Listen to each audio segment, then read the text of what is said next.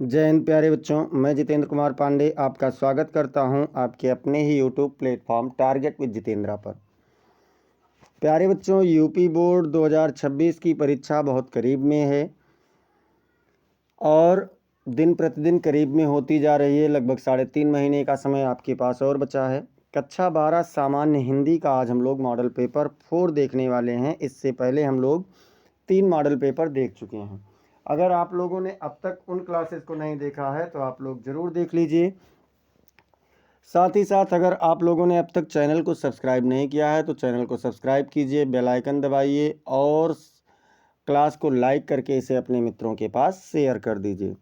चलिए हम लोग शुरुआत करते हैं और देखते हैं पहले प्रश्न से। और पहला प्रश्न आप लोगों का 5 बहुविकल्पीय प्रश्न लेकर आता है बोर्ड परीक्षा में, और दूसरा प्रश्न आप लोगों का 5 बहुविकल्पीय प्रश्न लेकर के आता है। जो पहला प्रश्न होता है ये गद्य खंड से होता है 5 बहुविकल्पीय प्रश्नों के साथ में, जिसमें आपसे का नंबर पूछा जा रहा है कि हिंदी का प्रथम नाटक है कौन सा है बच्चों। भारत दुर्दशा है, या नहुस है, या फिर ना आने वाला कल है, या चंद्रगुप्त है। तो अगर प्रथम नाटक की बात करें तो प्रथम नाटक कौन सा है बच्चों, तो नहुस है। आप लोगों का दूसरा ऑप्शन सही उत्तर हो जाएगा। प्रश्न संख्या खा इसका कह रहा है कि ध्रुव स्वामिनी की रचना विधा है, मतलब ध्रुव स्वामिनी क्या है। तो सबसे पहले आप लोग कमेंट सेक्शन में बताइए कि क्या है और किसने लिखा है। और तब तक मैं आप लोगों के लिए प्रश्न पढ़ रहा हूँ। विकल्प एकांकी है, या फिर जीवनी है, या फिर नाटक है, या फिर उपन्यास है। तो बच्चों ध्रुव स्वामिनी एक नाटक है। ध्रुव स्वामिनी, अजातशत्रु, चंद्रगुप्त, स्कंदगुप्त, ये सभी एक नाटक हैं और ये सभी हैं जयशंकर प्रसाद जी की रचना। किसकी रचना है? जयशंकर प्रसाद जी की है ये। तो इसे भी आप लोग ध्यान रखेंगे क्योंकि ये पूछा जाता है। इसके बाद में देखते हैं इंदुमती है। इंदुमती क्या है बच्चों? इंदुमती क्या है? प्रथम कहानी, या प्रथम उपन्यास, या फिर निबंध है, या इनमें से कोई नहीं है। तो इंदुमती की बात करें तो इंदुमती प्रथम कहानी है। और लिखा किसने है? तो इंदुमती को लिखा है किशोरी लाल गोस्वामी जी ने। किसने लिखा है? किशोरी लाल गोस्वामी। किशोरी लाल गोस्वामी जी ने लिखा है इंदुमती पुस्तक। अब देखते हैं प्रश्न संख्या घ इसका कह रहा है कि हिंदी का प्रथम यात्रा वृत्तांत सरयू पार की यात्रा लिखा गया है। पहली बात तो यहाँ प्रश्न में ही आपका एक प्रश्न बन रहा है कि हिंदी का प्रथम यात्रा वृत्तांत क्या है। तो कौन सा है? सरयू पार की यात्रा।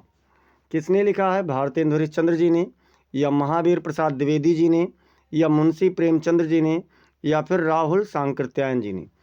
तो बच्चों प्रथम यात्रा वृत्तांत सरयू पार की यात्रा ये लिखा है भारतेंदु हरिश्चंद्र जी ने। पहला ऑप्शन आपका बिल्कुल सही उत्तर हो जाएगा। और इसका अंगा कह रहा है कि गुनाहों का देवता कृति है। गुनाहों का देवता किसकी कृति है?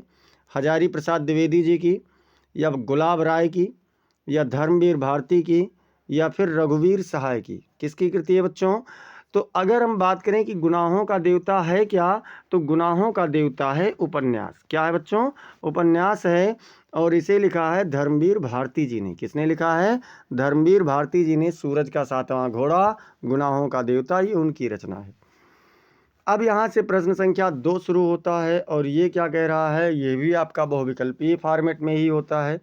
2 का क्या कह रहा है? भक्ति आंदोलन का श्रेय जाता है। भक्ति आंदोलन का श्रेय किसे जाता है बच्चों? वल्लभाचार्य जी को, या फिर शंकराचार्य जी को, या रामानुजाचार्य को, या फिर निम्बारकाचार्य जी को। तो बच्चों भक्ति आंदोलन लाने वाले हैं रामानुजाचार्य जी, इसीलिए इसका श्रेय इन्हीं को जाता है। अब हम लोग देखते हैं 2 का खा। 2 का खा कह रहा है बच्चों कि प्रयोगवाद को नई कविता की संज्ञा दी। किसने दिया भैया? गिरिजा कुमार माथुर जी ने, या केदारनाथ सिंह जी ने, या फिर अज्ञेय जी ने, या धर्मवीर भारती जी ने। तो बच्चों प्रयोगवाद को नई कविता का संज्ञा दिया है अज्ञेय जी ने, इसलिए आपका यहाँ पर थर्ड वाला ऑप्शन बिल्कुल सही उत्तर हो जाएगा। अगला प्रश्न आप लोगों से कह रहा है गा नंबर क्या कह रहा है कि चिंतामणि कवि हैं। चिंतामणि कब के कवि हैं? रीति सिद्ध वर्ग के हैं, या रीति मुक्त वर्ग के हैं, या फिर रीति रहित वर्ग के हैं, या रीतिबद्ध के हैं? तो बच्चों चिंतामणि जो हैं ये रीतिबद्ध के हैं। किसके हैं? तो रीतिबद्ध वर्ग के हैं, इसलिए आपका चौथा ऑप्शन बिल्कुल सही उत्तर हो जाएगा। इसमें घ नंबर कह रहा है कि हिंदी का प्रथम कवि माना जाता है। किसे माना जाता है? गोरखनाथ जी को, या चंद बरदाई को, या फिर जगनिक को, या फिर सरहपा को? तो बच्चों प्रथम कवि सरहपा माने जाते हैं। प्रथम महाकाव्य चंद बरदाई जी का है। कौन सा? तो ये प्रथम महाकाव्य है पृथ्वीराज रासो। पृथ्वीराज रासो जो है ये हिंदी का प्रथम महाकाव्य है जिसे चंद बरदाई जी ने लिखा है। अब चलते हैं अंगा नंबर पर, यानी बहुविकल्पीय का अंतिम प्रश्न, और ये कह रहा है कि छायावाद के प्रवर्तक हैं। छायावाद के प्रवर्तक कौन रहे हैं? सूर्यकांत त्रिपाठी निराला जी, या फिर जयशंकर प्रसाद, या फिर सुमित्रानंदन पंत जी हैं, या महादेवी वर्मा जी हैं? कौन है बच्चों? तो छायावाद के प्रवर्तक माने जाते हैं जयशंकर प्रसाद जी। आपका ये दूसरा वाला विकल्प सही उत्तर होगा। अच्छा, इसीलिए छायावाद युग को प्रसाद युग भी कहा जाता है। अब इसके बाद में प्रश्न संख्या 3 देखते हैं, और प्रश्न संख्या 3 कह रहा है कि दिए गए गद्यांश पर आधारित निम्नलिखित प्रश्नों के उत्तर दीजिए। मतलब एक गद्यांश है, इसके बाद कुछ प्रश्न हैं और प्रश्न का उत्तर हम लोगों को देना है। पहले गद्यांश पढ़ लेते हैं। भूमि का निर्माण देवों ने किया है, वह अनंत काल से है। उसके भौतिक रूप, सौंदर्य और समृद्धि के प्रति सचेत होना हमारा आवश्यक कर्तव्य है। भूमि के पार्थिव स्वरूप के प्रति हम जितने अधिक जागृत होंगे उतनी ही हमारी राष्ट्रीयता बलवती हो सकेगी। यह पृथ्वी सच्चे अर्थों में समस्त राष्ट्रीय विचारधाराओं की जननी है। जो राष्ट्रीयता पृथ्वी के साथ नहीं जुड़ी वह निर्मूल होती है। राष्ट्रीयता की जड़ें पृथ्वी में जितनी गहरी होंगी उतना ही राष्ट्रीय भावों का अंकुर पल्लवित होगा। इसलिए पृथ्वी के भौतिक स्वरूप की आद्योपांत जानकारी प्राप्त करना, उसकी सुंदरता, उपयोगिता और महिमा को पहचानना आवश्यक धर्म है। ये इतना अंडरलाइन है, रेखांकित अंश है, इसे भी ध्यान रखना है। अब हम लोगों से पहला प्रश्न कह रहा है बच्चों कि उपर्युक्त गद्यांश के शीर्षक एवं लेखक का नाम लिखिए। भैया गद्यांश का शीर्षक क्या है और लेखक क्या है, यानी संदर्भ पूछ रहा है। तो प्रस्तुत गद्यांश हमारी पाठ्य पुस्तक हिंदी के गद्य खंड के राष्ट्र का स्वरूप नामक शीर्षक से लिया गया है। इसके लेखक वासुदेव शरण अग्रवाल जी हैं। लेखक कौन है? तो वासुदेव शरण अग्रवाल जी हैं। फिर दूसरा इसमें क्या कह रहा है? राष्ट्र भूमि के प्रति हमारा आवश्यक कर्तव्य क्या है? तो क्या है भैया? राष्ट्र भूमि के भौतिक रूप, सौंदर्य और समृद्धि के प्रति सचेत होना हमारा आवश्यक कर्तव्य है। फिर क्या कह रहे हैं?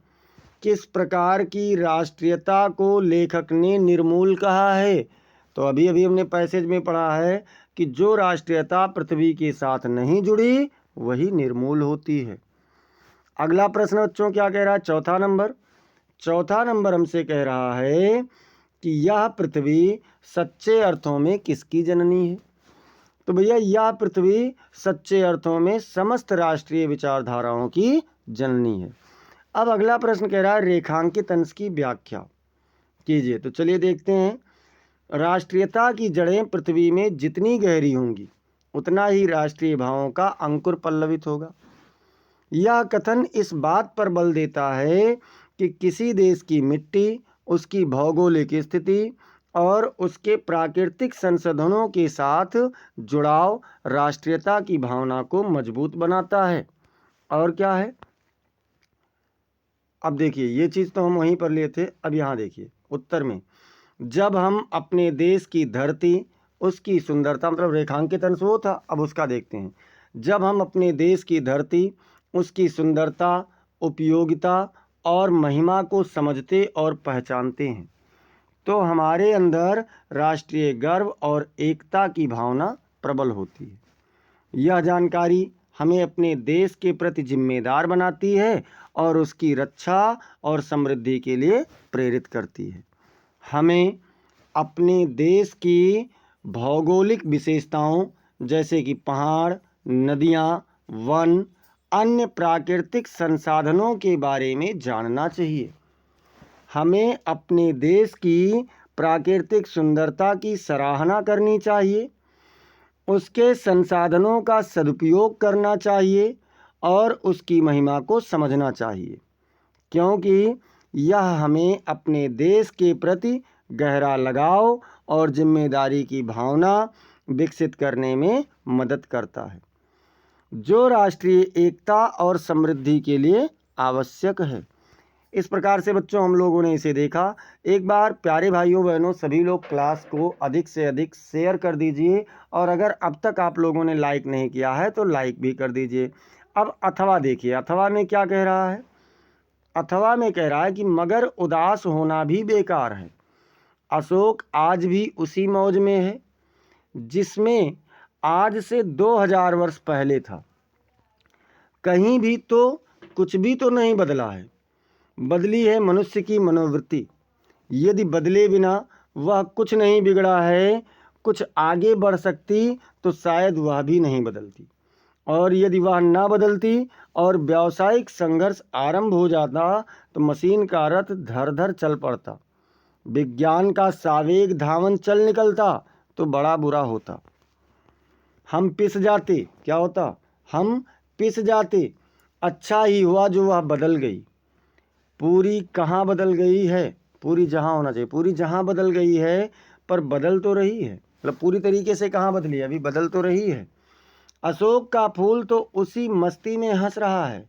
पुराने चित्त से इसको देखने वाला उदास होता है, वह अपने को पंडित समझता है। पंडिताई भी एक बोझ है, जितनी भी भारी होती है उतनी ही तेजी से डुबाती है। बच्चों ये जो आप लोगों ने देखा कि पंडिताई भी एक बोझ है, जितनी भी भारी होती है उतनी ही तेजी से डुबाती है। ये क्या है? ये एक प्रकार का आपका रेखांकित अंश है और अभी इसी का व्याख्या पूछेगा।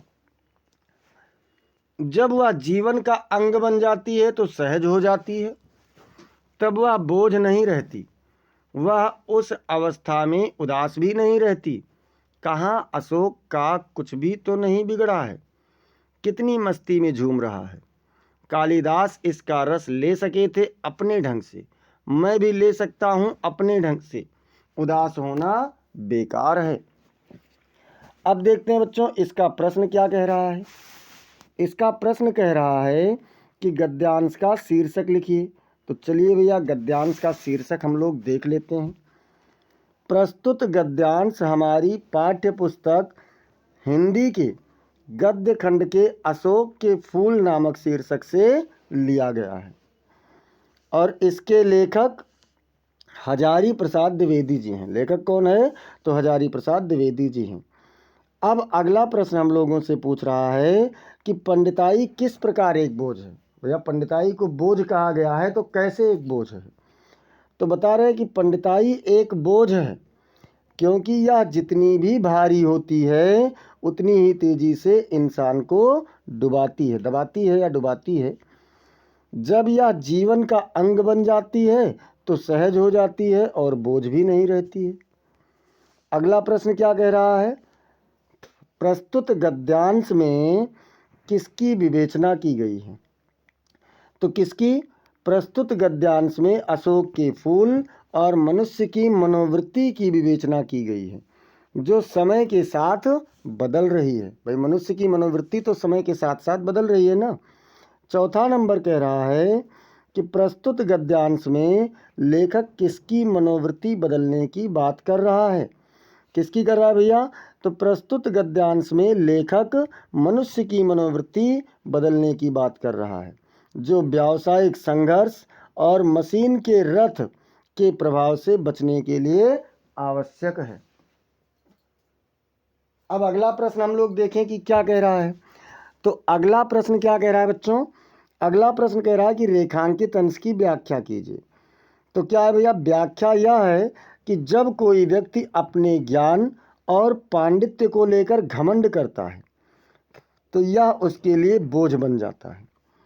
यह बोझ जितना अधिक होगा उतना ही अधिक वह व्यक्ति दबाव महसूस करेगा। अगर कोई अपने आप में घमंड कर रहा है तो ये बोझ जितना ज़्यादा होता जाएगा वह उतना ही परेशान होता जाएगा। सभी लोग क्लास को शेयर करते रहिए और देखते हैं अगला प्रश्न संख्या 4 क्या कह रहा है कि दिए गए पद्यांश पर आधारित निम्नलिखित प्रश्नों के उत्तर दीजिए।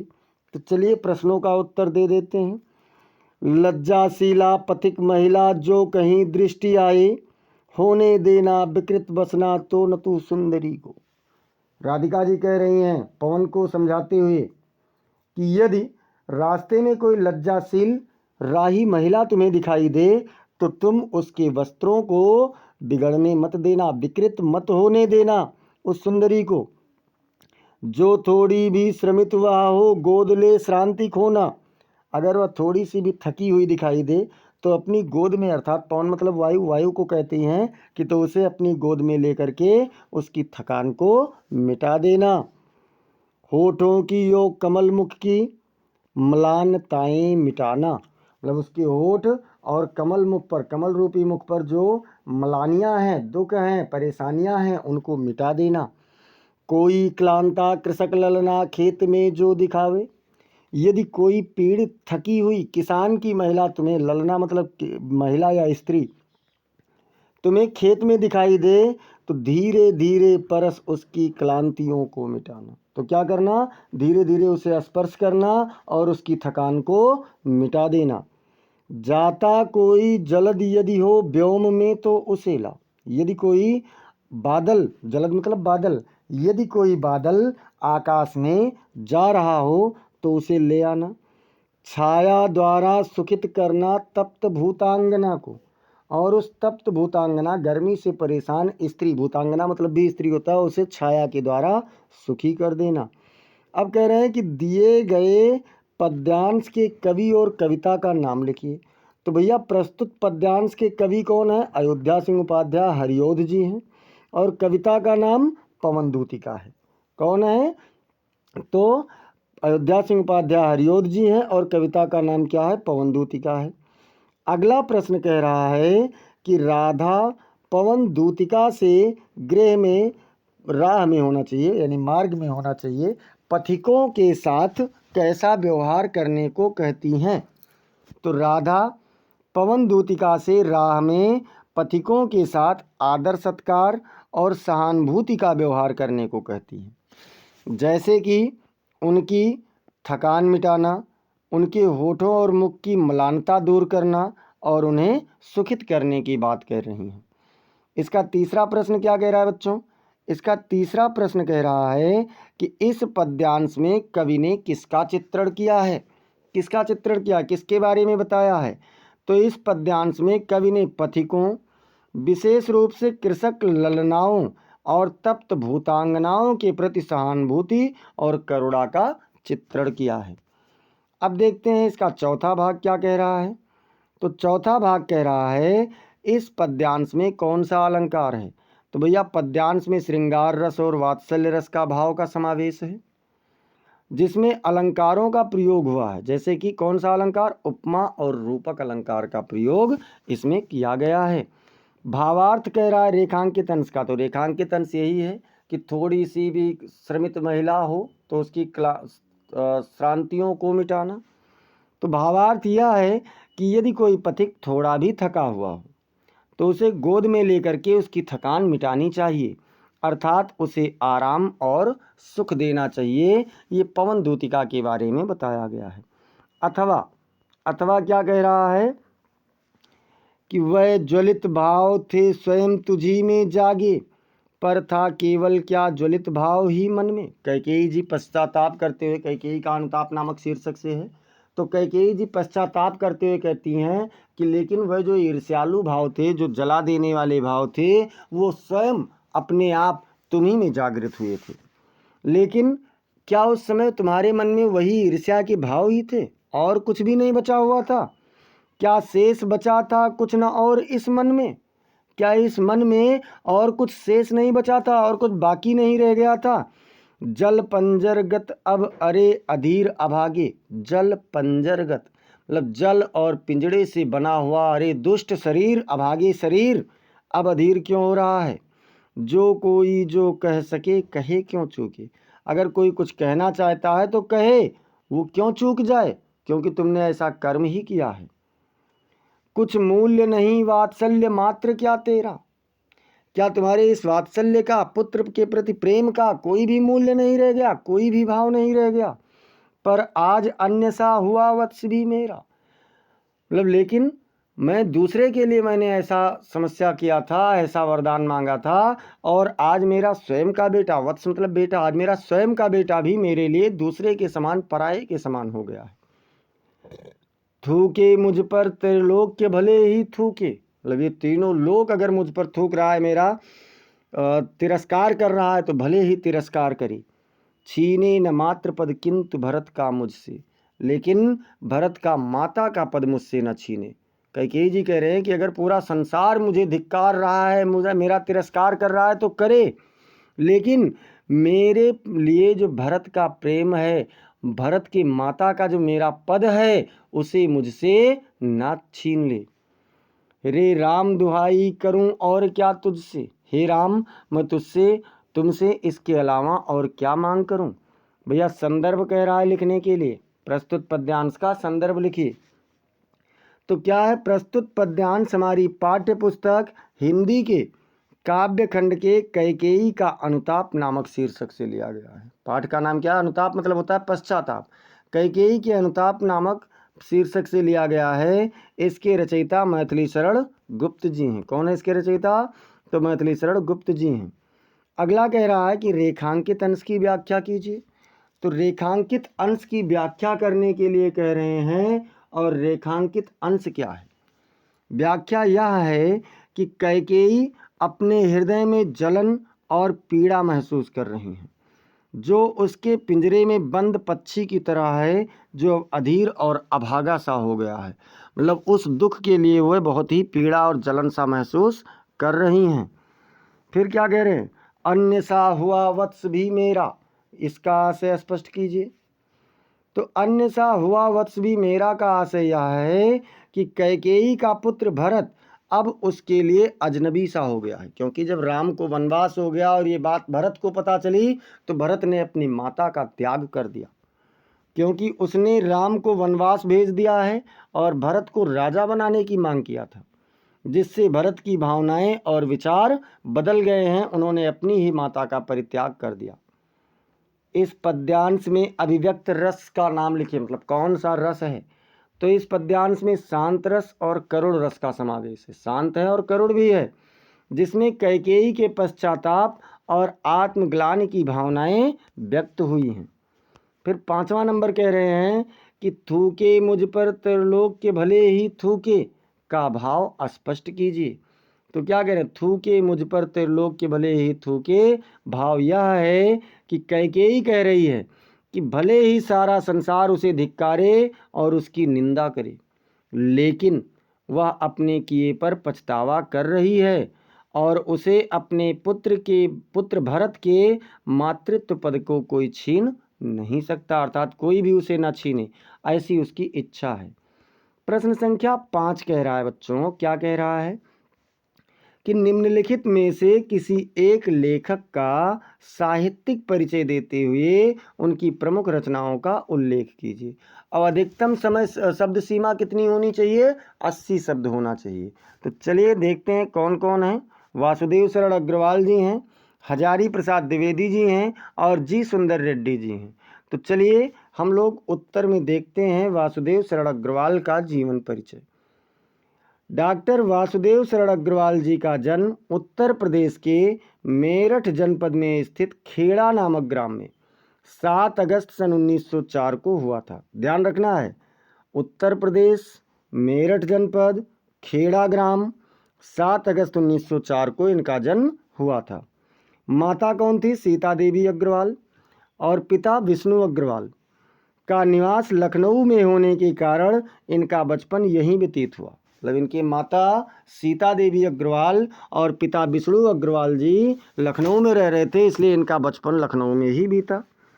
अपनी शिक्षा भी आपने यहीं माता पिता की छत्र छाया में रहकर प्राप्त की।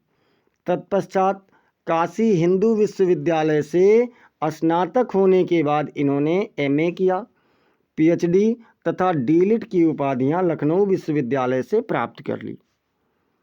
पाणिनिकालीन भारत नामक इनका शोध प्रबंध विद्वानों द्वारा काफ़ी सराहा गया। पाली, संस्कृत, अंग्रेजी आदि भाषाओं और उनके साहित्य का गहन अध्ययन एवं अनुसंधान करके डॉक्टर अग्रवाल ने उच्च कोटि के विद्वान के रूप में पर्याप्त ख्यातियां अर्जित कर ली। अब देखते हैं और क्या है। आपने लखनऊ तथा मथुरा के पुरातत्व संग्रहालय में निरीक्षक के पद पर कार्य किया। सन 1946 से 1951 ईस्वी तक सेंट्रल एशियन एंटीक्विटीज़ म्यूजियम के सुपरिंटेंडेंट पद पर तथा भारतीय पुरातत्व विभाग के अध्यक्ष पद पर भी इन्होंने कार्य किया था। मतलब 1946 से 51 के बीच में 2 जगह इन्होंने कार्य किया। 1951 में आप काशी हिंदी विश्वविद्यालय के कॉलेज ऑफ इंडोलॉजी के में प्रोफेसर नियुक्त हो गए। अब इस प्रकार प्राचीन भारतीय साहित्य और संस्कृति का यह महान विद्वान जीवन भर अनुसंधान का प्रकाश विकीर्ण करता हुआ 26 जुलाई 1966 ईस्वी को परलोक सिधार गया। रचनाओं में देखते हैं क्या है बच्चों। वासुदेव शरण अग्रवाल की प्रमुख रचनाएं निम्नलिखित हैं। तो वासुदेव शरण अग्रवाल जी की प्रमुख रचना कौन कौन सी है? निबंध संकलन में पृथ्वी पुत्र है, कल्पवृक्ष, भारत की एकता, मातृभूमि, कला और संस्कृति, कल्पलता, वाग्धारा। ऐतिहासिक ग्रंथों की अगर बात करें तो ऐतिहासिक और पौराणिक निबंध में इनका है महापुरुष श्री कृष्ण और महर्षि वाल्मीकि और मनु। शोध ग्रंथ में पाणिनिकालीन भारत है। समीक्षात्मक ग्रंथ में देखें तो मलिक मोहम्मद जायसी कृत पद्मावत का समीक्षा किया है और कालिदास कृत मेघदूत की संजीवनी की व्याख्या की है इन्होंने। सांस्कृतिक ग्रंथ में अगर देखें तो क्या है? भारत की मौलिक एकता, हर्ष चरित्र एवं सांस्कृतिक अध्ययन, ये अनुवाद ग्रंथ है और हिंदू सभ्यता इन्होंने लिखा है। डॉक्टर अग्रवाल की भाषा शुद्ध परिनिष्ठित हिंदी है जिसमें संस्कृत के तत्सम शब्दों की बहुलता है। विषय के अनुरूप उनकी भाषा का स्वरूप बदलता रहा है। सांस्कृतिक एवं शोधपरक निबंधों में गहन गंभीर भाषा का प्रयोग है तो अन्य निबंधों में भाषा का सरल सहज व्यवहारिक रूप भी दिखाई पड़ता है। देशज शब्दों का प्रयोग तो उनकी भाषा में है पर उर्दू अंग्रेजी शब्दों का प्रयोग प्रायः नहीं है। मतलब उर्दू अंग्रेजी शब्दों का प्रयोग बहुत कम है। देशज शब्दों की बात करें तो उसका प्रयोग किया गया है। मुहावरे और लोकोक्तियाँ भी उनकी भाषा में नहीं हैं। समग्रतः डॉक्टर वासुदेव शरण अग्रवाल की भाषा प्रौढ़ संस्कृतनिष्ठ परिमार्जित साहित्यिक हिंदी है जिसमें विषय के अनुरूप गंभीरता विद्यमान है तथा उसमें भाव प्रकाशन की अद्भुत क्षमता भी है। अब देखते हैं खा वाला, यानी 5वें प्रश्न का खा नंबर क्या कह रहा है। निम्नलिखित में से किसी एक कवि का साहित्यिक परिचय देते हुए उनकी प्रमुख कृतियों का उल्लेख कीजिए। यहाँ भी अधिकतम शब्द सीमा 80 शब्द ही है। चलिए भैया देख लेते हैं कौन कौन है। तो मैथिली शरण गुप्त जी हैं, जयशंकर प्रसाद जी हैं और सुमित्रानंदन पंत जी हैं। और यहाँ पर हम लोग देखेंगे सुमित्रानंदन पंत जी का। सुमित्रानंदन पंत का जन्म बागेश्वर जिले के कौसानी नामक ग्राम में 20 मई सन 1900 को हुआ था। जन्म के 6 घंटे बाद ही उनकी मां का निधन हो गया। उनका लालन पालन उनकी दादी ने किया था और बचपन का नाम इनका क्या था? गोसाई दत्त रखा गया था। वह एक प्रकृति प्रेमी थे। वह गंगादत्त पंथ की 8वीं संतान थी। गंगादत्त पंथ की कौन सी संतान थे? तो 8वीं संतान थी। 1910 में शिक्षा प्राप्त करने गवर्नमेंट हाई स्कूल अल्मोड़ा गए।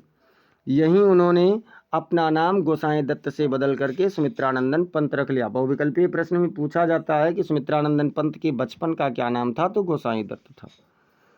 1918 में मजले भाई के साथ काशी गए और क्वींस कॉलेज में पढ़ने लगे।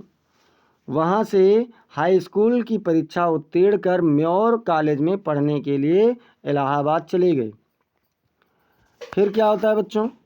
1921 में असहयोग आंदोलन के दौरान महात्मा गांधी के भारतीयों से अंग्रेजी विद्यालयों, महाविद्यालयों, न्यायालयों एवं अन्य सरकारी कार्यालयों का बहिष्कार करने के आह्वान पर उन्होंने महाविद्यालय छोड़ दिया और घर पर ही हिंदी, संस्कृत, बांग्ला और अंग्रेजी भाषा साहित्य का अध्ययन करने लगे। इलाहाबाद में ही उनकी काव्य चेतना का भी विकास हुआ। कुछ वर्षों के बाद उन्हें घोर आर्थिक संकट का सामना करना पड़ा। कर्ज से जूझते हुए पिता का निधन हो गया। कर्ज चुकाने के लिए जमीन और घर भी बेचना पड़ा। इन्हीं परिस्थितियों में वह मार्क्सवाद की ओर उन्मुख हुए। 1931 में कुंवर सुरेश सिंह के साथ काला कांकर प्रतापगढ़ चले गए और अनेक वर्षों तक ये वहीं पर रहे। फिर क्या होता है? महात्मा गांधी के सानिध्य में रह उन्हें आत्मा के प्रकाश का अनुभव हुआ। 1938 में प्रगतिशील मासिक पत्रिका रूपाभ का संपादन किया। श्री अरविंद आश्रम की यात्रा से आध्यात्मिक चेतना का विकास हुआ। 1950 से 1957 तक आकाशवाणी में परामर्शदाता रहे और 1958 में युगवाणी से वाणी काव्य संग्रहों की प्रतिनिधि कविताओं का संकलन चिदंबरा इनका प्रकाशित हुआ, जिससे उन्हें भारतीय ज्ञानपीठ पुरस्कार मिला। पूछा जाता है कि भारतीय ज्ञानपीठ पुरस्कार किस रचना पर मिला? तो चिदंबरा पर। कब प्रकाशित हुआ? तो 1958 में। इसके बाद में 1960 में कला और बूढ़ा चांद, ये भी याद रखना क्योंकि इस पर भी पुरस्कार मिला है। काव्य संग्रह के लिए साहित्य अकादमी पुरस्कार प्राप्त हुआ और 1961 में पद्म भूषण की उपाधि पाई। 1964 में विशाल महाकाव्य लोकायतन का प्रकाशन हुआ। 64 में लोकायतन आया है और महाकाव्य है, ये भी ध्यान रखना। कालांतर में उनके अनेक काव्य संग्रह प्रकाशित हुई। वह जीवन पर्यंत रचनारत रहे और खास बात इतनी रचनाएं की, लेकिन अविवाहित पंत के जी के अंतस्थल में नारी के प्रकृति प्रेम प्रति आजीवन सौंदर्य परक भावना रही। मतलब ये अविवाहित थे, विवाह नहीं हुआ, लेकिन नारी के प्रति इनका जो एक अप्रतिम सौंदर्य का प्रेम था वो हमेशा रही। उनकी मृत्यु 28 दिसंबर 1977 को हो गई। अब देखते हैं कि प्रमुख रचनाएं कौन कौन सी हैं भैया। तो प्रमुख रचनाएं अगर देखें तो वीणा है, ग्रंथि है, पल्लव है, गुंजन है, युगांत, युगवाणी, ग्राम्या, स्वर्ण किरण, स्वर्णधूलि, लोकायतन, चिदंबरा और कला और बूढ़ा चांद। इन कविताओं में प्रकृति प्रेम, यथार्थ और दार्शनिक विचारों की झलक मिलती है। अब देखते हैं बच्चों प्रश्न संख्या 6। एक बार सभी लोग क्लास को लाइक कर दीजिए, अगर अब तक नहीं किए हैं शेयर कर दीजिए और नए हैं तो चैनल को सब्सक्राइब कर लीजिए। आनंद आ जाए क्लास में, आज इतने शेयर कर दीजिए, इतना शेयर कर दीजिए कि एकदम से आनंद आ जाए। यहाँ पर क्या कह रहा है? ध्रुव यात्रा तथा अथवा पंचलाइट कहानी का उद्देश्य लिखिए। भैया दोनों में से कोई एक लिखना है, चाहे ध्रुव यात्रा का चाहे पंचलाइट का। तो चलिए हम लोग पंचलाइट का उद्देश्य देख लेते हैं क्या कह रहा है। पंचलाइट कहानी का उद्देश्य ग्रामीण जीवन की वास्तविकताओं और गरीबी की मार्मिक स्थिति को उजागर करना है। यह कहानी एक गरीब परिवार की संघर्षपूर्ण स्थिति को दर्शाती है जो बिजली की सुविधा से वंचित है। मतलब एक गरीब परिवार दर्शाता है, यानी एक गरीब क्षेत्र दर्शाता है जहाँ पर बिजली नहीं है और पंचायत के माध्यम से एक लाइट प्राप्त करने की कोशिश की जाती है। कहानी में गरीबी, संघर्ष और सामाजिक असमानता के मुद्दों को उठाया गया है। यह कहानी ग्रामीण जीवन की कठिनाइयों और सरकारी योजनाओं की कमियों को भी उजागर करती है। कहानी का मुख्य पात्र गोधन एक गरीब आदमी है जो अपने परिवार के लिए बिजली की सुविधा प्राप्त करने के लिए संघर्ष करता है, लेकिन अंततः उसे निराशा ही हाथ लगती है। वो केवल निराश ही होता है। अब देखिए अथवा क्या कह रहे हैं। अथवा बहादुर कहानी का संक्षिप्त कथानक अपने शब्दों में लिखिए। तो चलिए बहादुर कहानी का कथानक लिख देते हैं। बहादुर कहानी एक छोटे लड़के बहादुर के बारे में है जो अपने परिवार के साथ शहर में रहता है। बहादुर एक गरीब परिवार का सदस्य है और उसके माता पिता एक फैक्ट्री में काम करते हैं। वह एक सामान्य जीवन जीता है, लेकिन उसकी ज़िंदगी तब बदल जाती है जब उसके माता पिता की फैक्ट्री में दुर्घटना हो जाती है और वे घायल हो जाते हैं। बहादुर अपने माता पिता की देखभाल करने के लिए स्कूल छोड़ देता है और उनकी सेवा करता है। वह अपने माता पिता के लिए खाना पकाता है, उनकी देखभाल करता है और उनकी ज़रूरतों को पूरा करता है। बहादुर की बहादुरी और जिम्मेदारी की भावना को दर्शाया गया है।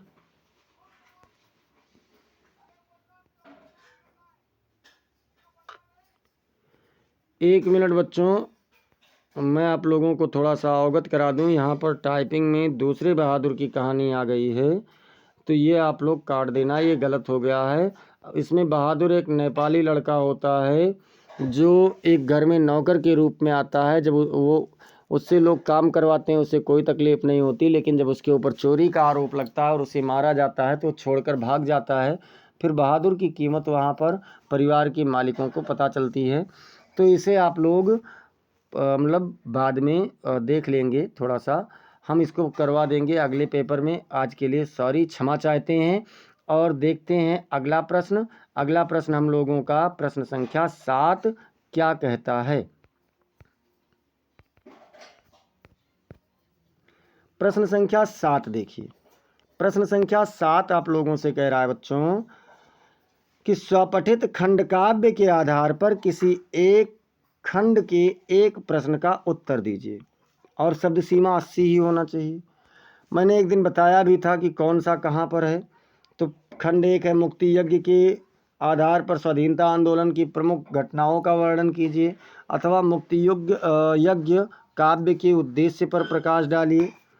फिर कह रहे हैं रश्मिरथी, दूसरा खंड है कि रश्मिरथी के प्रमुख पात्र के चारित्रिक विशेषताओं का उल्लेख कीजिए, अथवा रश्मिरथी खंड काव्य के पंचम सर्ग की कथा वस्तु लिखिए। फिर थर्ड वाले में कह रहे हैं कि सत्य की जीत खंड काव्य के आधार पर द्रौपदी का चरित्र चित्रण कीजिए, अथवा सत्य की जीत खंड काव्य की कथा वस्तु लिखिए। और इसके बाद चौथा खंड है त्यागपथी। तो त्यागपथी जो आप लोगों का है, त्यागपथी के आधार पर हर्षवर्धन का चरित्र चित्रण कीजिए। चलिए हम लोग इसे देख लेते हैं कि क्या कह रहे हैं।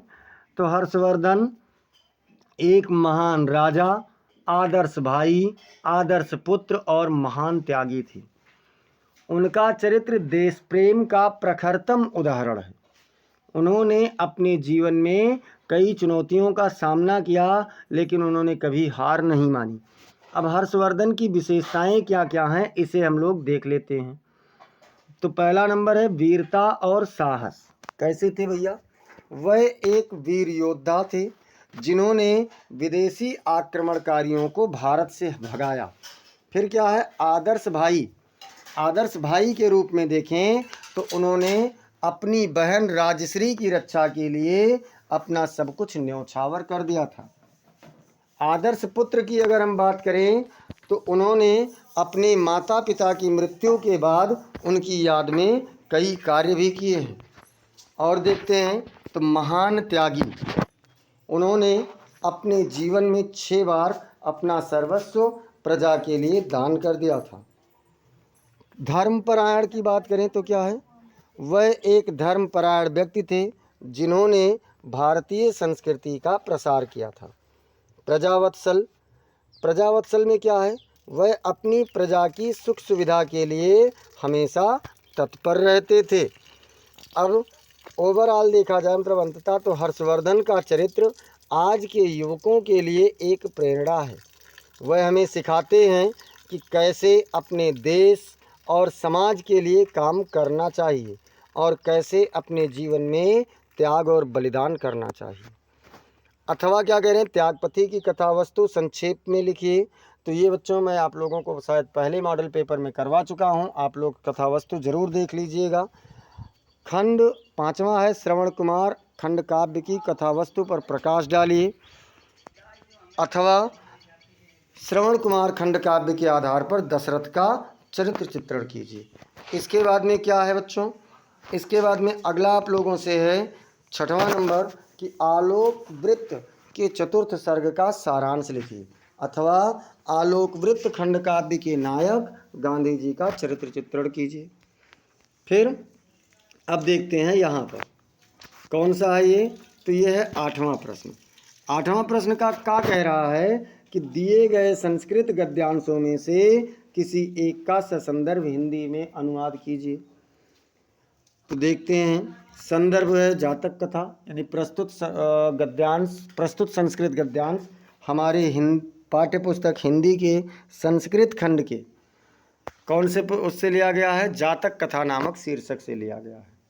अतीते प्रथम कल्पे, मतलब अतीत काल में, प्रथम कल्प में, जनाः एकम अभिरूपम सौभाग्य प्रातम, लोगों ने एक सुंदर सौभाग्यशाली सर्वाकार परिपूर्णम सर्वगुणों से परिपूर्ण पुरुषम राजानम अकुर्बन, पुरुष को राजा बनाया। चतुष्पदा अपि सन्निपत्य एकम सिंहम राजानम अकुर्बन, चतुष्पदा अर्थात चौपाई यानी जानवरों ने भी इकट्ठा होकर के एक शेर को राजा बनाया। तथा शकुनिगणा, इस प्रकार पक्षीगण भी हिमवत प्रदेशे, हिमालय प्रदेश में एकस्मिन पाषाणे, एक चट्टान पर सन्निपत्य इकट्ठा होकर के मनुष्येषु राजा प्रज्ञायते, मनुष्यों ने राजा बना लिया है। तथा चतुष्पदेषु चा, और चौपायों में अर्थात जानवरों में भी राजा है, ऐसा कहा। अस्माकं पुनरंतरे राजा नास्ति, हमारे बीच में राजा नहीं है। अराजको वासो नाम न वर्तते, बिना राजा के निवास करने से कोई पहचान नहीं होता है। एको राजस्थाने स्थापयितव्यः, किसी एक को राजा के स्थान पर स्थापित करना चाहिए। इति उक्तवन्तः, ऐसा कहा। अथ ते, इस प्रकार से वह सभी परस्परम अवलोकयन्तः, एक दूसरे को देखते हुए, एकम उलूकम दृष्ट्वा, एक उल्लू को देख करके, अयम नो रोचते, ये हमें अच्छा लगता है, इत्योचन, ऐसा कहा। अब देखते हैं संदर्भ हमने बता ही दिया है, और इसके बाद में अनुवाद, तो आप इसे क्या कीजिए, एक स्क्रीनशॉट आप कर सकते हैं। इसके बाद में अथवा क्या कह रहा है बच्चों, बौद्ध युगे इमे सिद्धांता, आप लोगों को बता दें कि इसका संदर्भ क्या है। तो प्रस्तुत संस्कृत गद्यांश हमारी पाठ्य पुस्तक हिंदी के संस्कृत खंड के पंचशील सिद्धांता नामक पाठ से लिया गया है। बौद्ध युगे इमे सिद्धांता वैयक्तिक जीवनस्य, बौद्ध युग में ये सिद्धांत व्यक्तिगत जीवन के अभ्युत्थानाय, मतलब उत्थान के लिए प्रयुक्ता आसन प्रयुक्त होते। परमद्य, लेकिन आज इमे सिद्धांता राष्ट्राणाम परस्पर मैत्री सहयोग करणानि, लेकिन आज ये सिद्धांत देशों के बीच आपस में मित्रता सहयोग कराने के लिए, विश्व बंधुत्वस्य, विश्व शांतेश्च, विश्व बंधुत्व का और विश्व शांति के साधनानि सन्ति, साधन हैं। राष्ट्रनायकस्य श्री जवाहरलाल नेहरू महोदयस्य प्रधानमंत्रित्व काले चीन देशेन सह भारतस्य मैत्री पंचशील सिद्धांतानाधिकृत्य एवाभवत्, मतलब राष्ट्र नेता जवाहरलाल नेहरू महोदय के प्रधानमंत्री काल में चीन देश के साथ भारत की मित्रता पंचशील सिद्धांतों को अधिकार मतलब स्वीकार करके ही हुआ था। यतो ही उभवापि देशो बौद्ध धर्मयो निष्ठावंतो, जैसा कि दोनों देश बौद्ध धर्म में निष्ठावान हैं।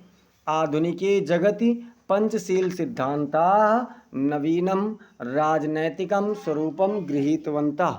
आधुनिक संसार में पंचशील सिद्धांत नए राजनैतिक स्वरूप को ग्रहण करते हैं। देखिए इसका संदर्भ ये हो गया, और हिंदी अनुवाद अगर आप चाहें तो आप इसे स्क्रीनशॉट कर लीजिए। अब देखते हैं हम लोग खा नंबर क्या कह रहा है। तो खा नंबर कह रहा है बच्चों कि दिए गए पद्यांशों में से किसी एक का ससंदर्भ हिंदी में अनुवाद कीजिए। भैया ससंदर्भ हिंदी अनुवाद क्या कह रहा है। भाषा सुमुख्या मधुरा दिव्या गीर्वाण भारती तस्या ही मधुरम काव्यम तस्मादपि सुभाषितम। तो क्या है, प्रस्तुत गद्यांश हमारी पाठ्य पुस्तक हिंदी के संस्कृत खंड के सुभाषित रत्नानि नामक शीर्षक से अवतरित है। अब कह रहे हैं कि भाषा मतलब भाषाओं में, मुख्या माने मुख्य, मधुरा माने मधुर, दिव्या माने दिव्य, गीर्वाण भारती अर्थात संस्कृत है। मतलब भाषाओं में मुख्य, मधुर और दिव्य भाषा संस्कृत है अर्थात गीर्वाण भारती है। तस्या ही मधुरम काव्यम, उसके मधुर काव्य, तस्मादपि सुभाषितम, उससे भी अधिक सुंदर हैं। अब देखिए आप चाहें तो इसे स्क्रीनशॉट कर लीजिए अनुवाद में। इसके बाद में अथवा देखते हैं तो ये भी उसी पाठ से है बच्चों, संदर्भ वही रहेगा। परोक्षे कार्य हंतारम प्रत्यक्षे प्रियवादिनम वर्जितादृशम मित्रम विस्कुंभम पयोमुखम। मतलब परोक्षे कार्य हंतारम अर्थात पीठ पीछे आपका कार्य बिगाड़ने वाला हो, प्रत्यक्षे प्रियवादिनम और आपके सम्मुख प्रिय बोलने वाला हो, वर्जितादृशम ऐसे का त्याग, ऐसे मित्र, वर्जितादृशम मित्र मतलब ऐसे मित्र का त्याग कर देना चाहिए। विस्कुंभम पयोमुखम, जैसे घड़े मतलब जहर से भरे हुए घड़े के ऊपर दूध लगा हो तो उसे, अमृत लगा हो तो उसे त्याग दिया जाता है। आप इसे क्या करेंगे, इसे भी स्क्रीनशॉट कर लीजिए। इसके बाद प्रश्न संख्या 9 कह रहा है, प्रश्न संख्या 9 यानी क्वेश्चन नंबर 9 आपसे क्या कह रहा है। निम्नलिखित मुहावरों में से किसी एक का अर्थ लिखकर वाक्य में प्रयोग कीजिए। कोई एक आपको लिखना है और उसका वाक्य प्रयोग करना है। एक म्यान में दो तलवार, तो अर्थ क्या है बच्चों, दो शक्तिशाली व्यक्ति एक ही स्थान पर नहीं रह सकते। सही भी है। वाक्य प्रयोग देख लीजिए। राजीव और मोहन दोनों ही कंपनी के सीईओ बनना चाहते हैं, लेकिन एक म्यान में दो तलवार नहीं रह सकती है। अर्थात भैया किसी एक को ही सीईओ बनाया जा सकता है ना। अब दूसरा क्या कह रहा है, नाच न जाने आंगन टेढ़ा। तो क्या होता है, अर्थ अपनी अक्षमता या अज्ञानता को छिपाने के लिए दूसरों या परिस्थितियों को दोष देना। मान लीजिए कोई काम नहीं कर पा रहे हैं तो उसे छिपाने के लिए किसी दूसरे को दोष दे देते हैं, गलती उसकी दे देते हैं। प्रयोग देखते हैं। रोहन को गाना नहीं आता लेकिन वह कहता है कि माइक खराब है। सच तो यह है कि नाच न जाने आंगन टेढ़ा। अब देखते हैं बच्चों, देखिए दो मैंने करवाया, दो आप लोग कीजिए, कुछ प्रैक्टिस भी करते रहिए भैया ना। जैसे चोर की दाढ़ी में तिनका, चोर की दाढ़ी में तिनका मतलब गलती होने पर भयभीत होना। और उल्टा चोर कोतवाल को डांटे मतलब अपनी गलती को ना मानना। तो ये आपका क्या हो जाता है, इसका आप लोग वाक्य प्रयोग करेंगे। और हम देखते हैं अब प्रश्न संख्या 10।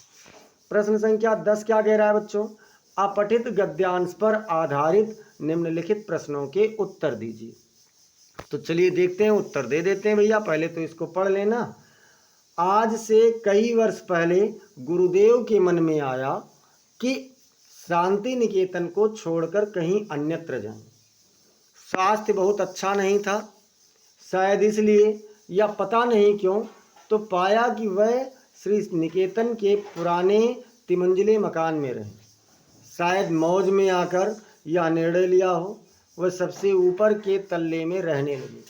उन दिनों ऊपर तक पहुंचने के लिए लोहे की चक्करदार सीढ़ियां थी और वृद्ध और क्षीण वपु रविंद्रनाथ के लिए उस पर चढ़ सकना असंभव था।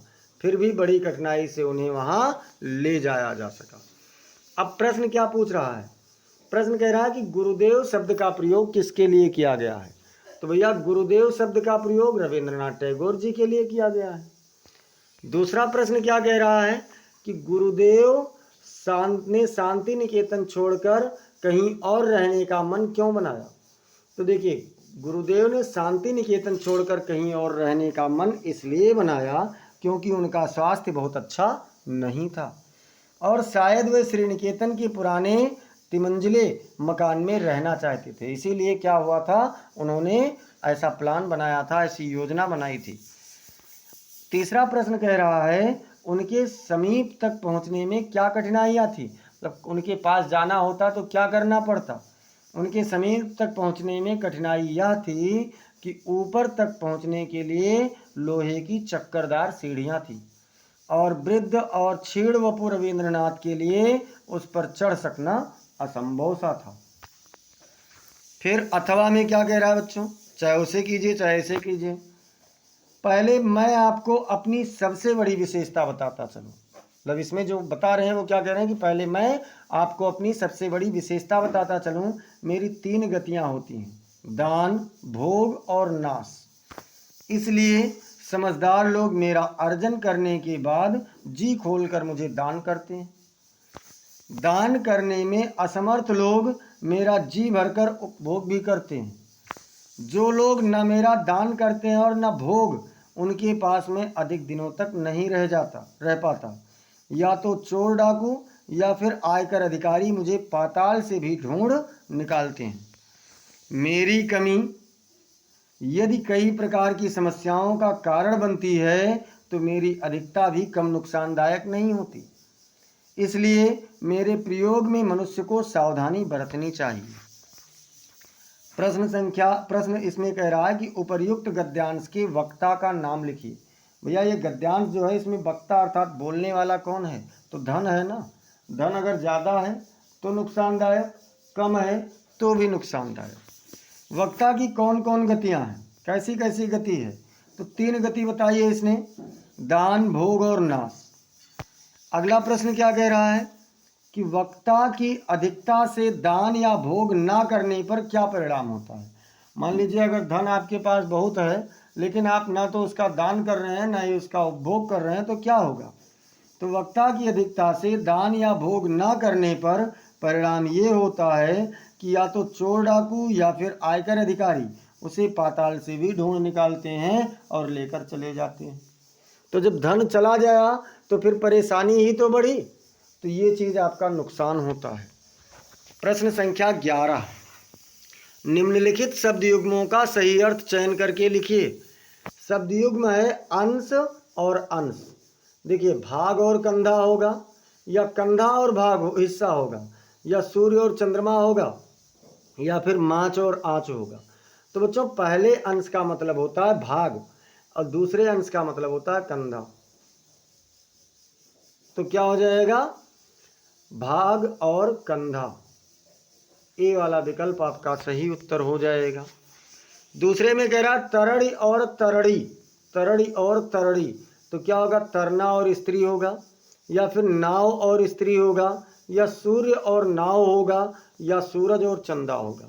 तरड़ी मतलब सूर्य, याद कीजिए, तरड़ी तनुजा तट तमाल तरुवर बहुछाई।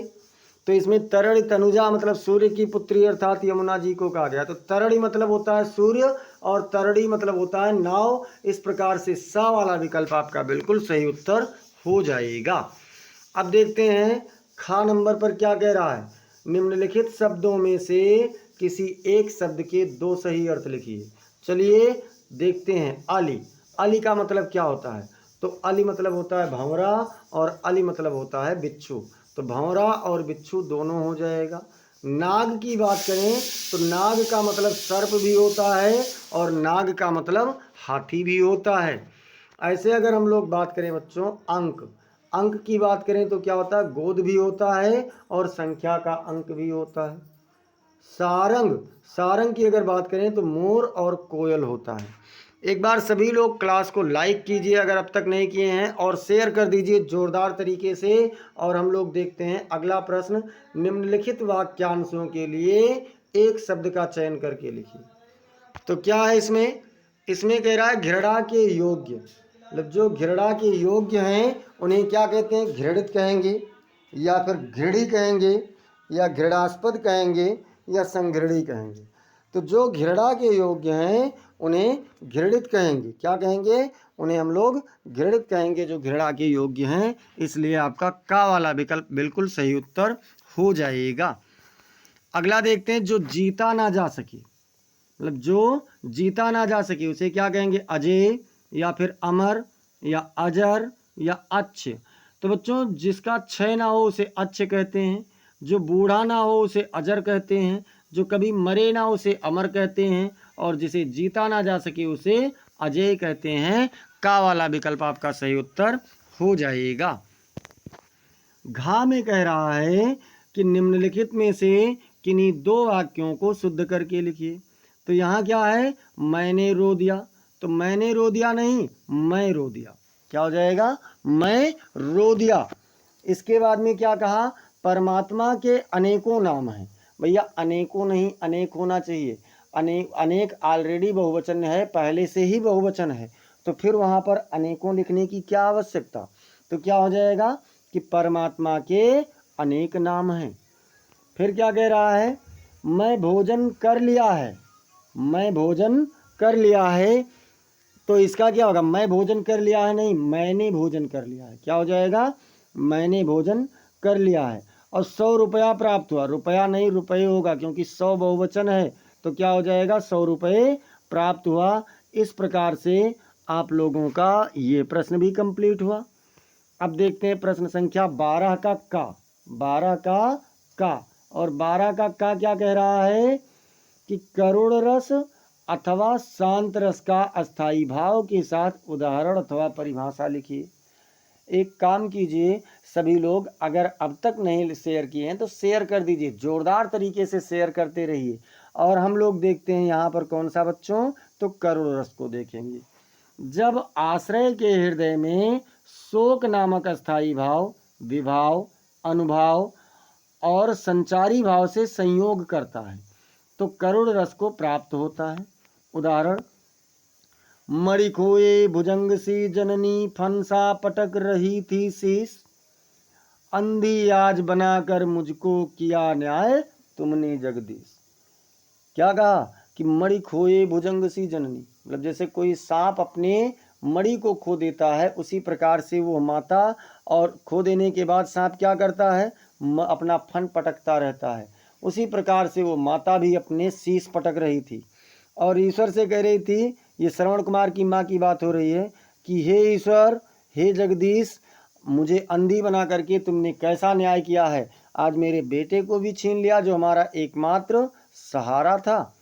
अब देखते हैं खा नंबर इसमें 12 का खा क्या कह रहा है कि अनुप्रास अथवा उत्प्रेक्षा अलंकार का लक्षण अथवा उदाहरण लिखिए। मतलब अनुप्रास या उत्प्रेक्षा का लक्षण और उदाहरण लिखना है। तो परिभाषा में क्या कह रहा है? अनुप्रास अलंकार वह अलंकार है जिसमें एक ही वर्ण की आवृत्ति होती है। तो अनुप्रास अलंकार क्या है? वह अलंकार जिसमें एक ही वर्ण की आवृत्ति होती है। जैसे क्या कहा?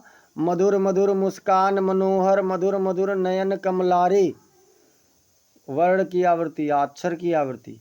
देखिए भैया, मधुर में माँ, यहाँ मधुर में माँ, मुस्कान में माँ, मनोहर में माँ, फिर मधुर और कमलारे में भी, यानी माँ अक्षर की आवृत्ति बार बार हो रही है। इसलिए यहाँ पर कौन सा अलंकार हुआ? तो अनुप्रास अलंकार हुआ। गा नंबर कह रहा है कि चौपाई अथवा दोहा छंद का मात्रा सहित लक्षण अथवा उदाहरण तथा उदाहरण लिखिए। तो भैया चौपाई का देख लेते हैं। चौपाई एक सममात्रिक छंद है। सममात्रिक मतलब सभी चरण में समान मात्राएं, जिसमें 4 चरण होते हैं और प्रत्येक चरण में 16 मात्राएं होती हैं।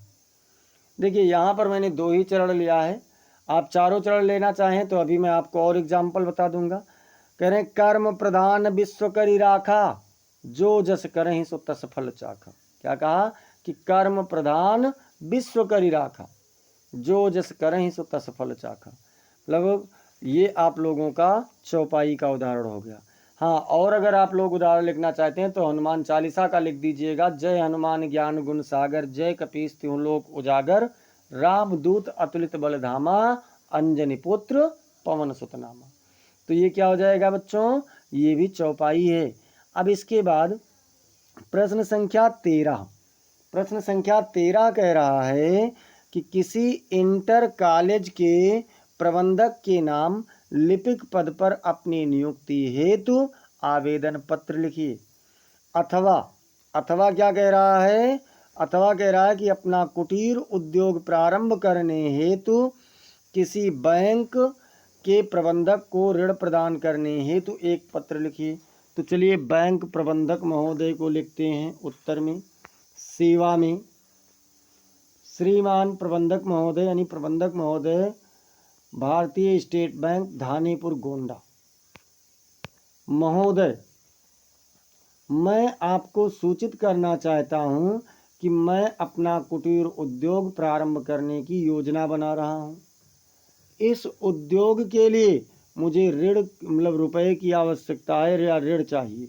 इस उद्योग के लिए मुझे रुपए का ऋण चाहिए। मेरी योजना निम्नलिखित है। योजना क्या है भैया, क्या उद्योग करना चाहते हैं?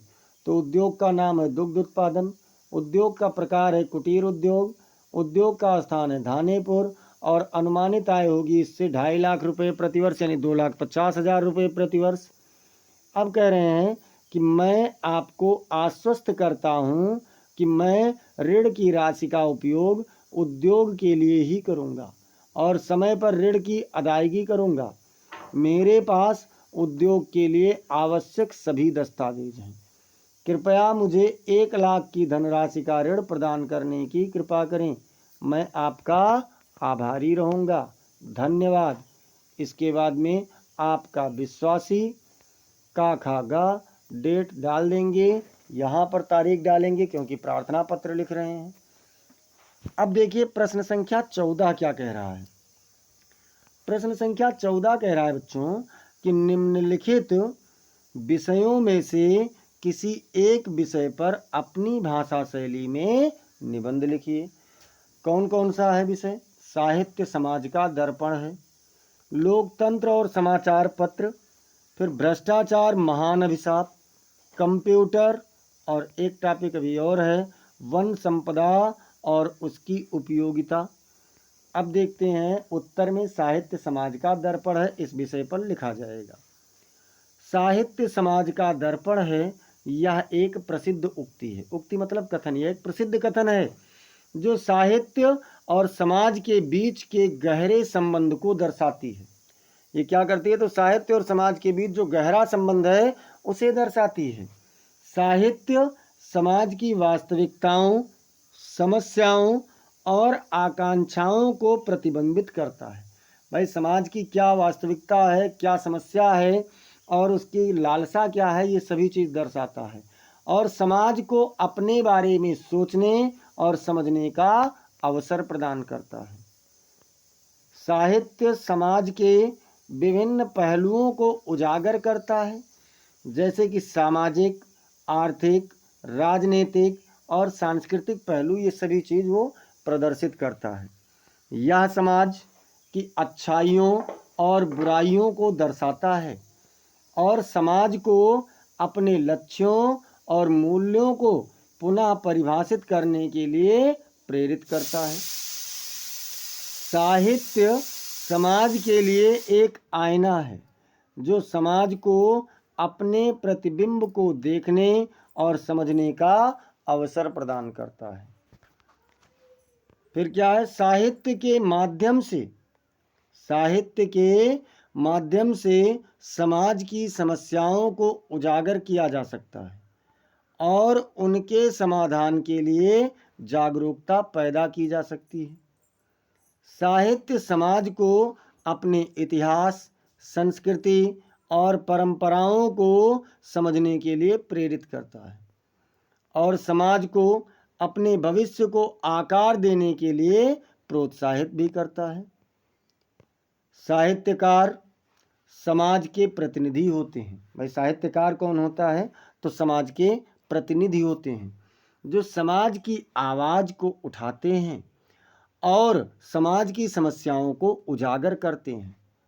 साहित्यकार समाज को अपने विचारों और भावनाओं को व्यक्त करने के लिए एक मंच प्रदान करते हैं और समाज को अपने लक्ष्यों और मूल्यों को पुनः परिभाषित करने के लिए प्रेरित भी करते हैं। इस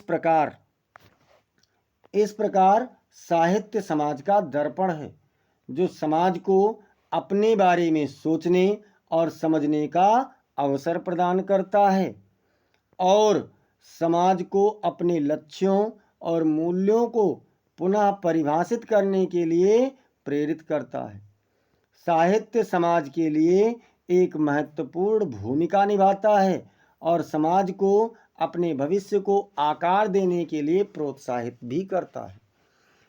इस प्रकार से बच्चों आज हम लोगों ने चौथा मॉडल पेपर भी कंप्लीट कर लिया है और अगर अब तक आप लोग चैनल को सब्सक्राइब नहीं किए हैं तो ज़रूर सब्सक्राइब कीजिए। यहाँ से आपको हिंदी और इंग्लिश की सबसे बेहतरीन और सबसे शानदार तैयारी, ऑथेंटिक तैयारी कराई जाएगी। बेल आइकन ज़रूर दबाइएगा।